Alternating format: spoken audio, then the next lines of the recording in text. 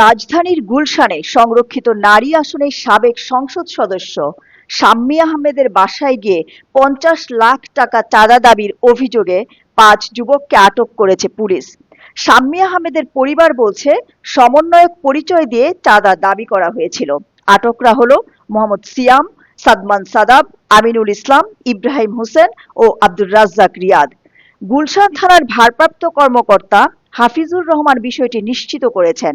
OC বলেন, ঘটনাটি তদন্ত করছি, আটক হওয়া সবাইকে জিজ্ঞাসাবাদ করে বিষয়টি জানার চেষ্টা করছি। ছাত্র আন্দোলনের পরিচয় দিয়ে, সমন্বয়ক পরিচয় দিয়ে একটি গ্রুপ সাবেক যে একটি বাসা হতে, একটি অস্ট্রেলিয়ান প্রবাসী আবু জাফর নামে একজন ব্যক্তির বাসা হতে গত ১৭ তারিখে তারা সকাল ১০ ঘটিকার সময় যে ৫০ লক্ষ টাকা চাঁদা দাবি করে, যে ৫০ লক্ষ টাকা না দিলে তারা পুলিশ বা সেনাবাহিনী দিয়ে তাদেরকে গ্রেপ্তার করবে।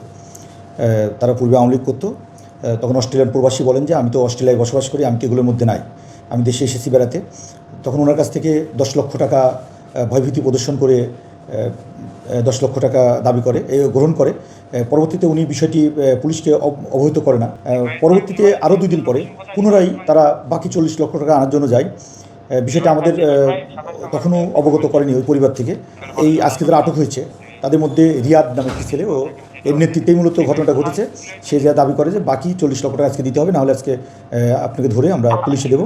ওই অস্ট্রেলিয়ান প্রবাসী, ওনার নাম আবু জাফর, উনি তখন আমাদেরকে সংবাদ দেন যে সাহায্যের জন্য।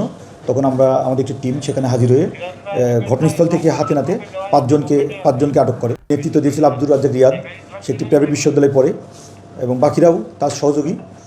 প্রথম দিন ঘটনায় যারা ছিলেন তাদের মধ্যে একজন আজকে ছিল না, মোট ৫ জন ছিল। আমরা ৫ জনকে আটক করি। দিলরুবা খান, দৈনিক আর নিউজ।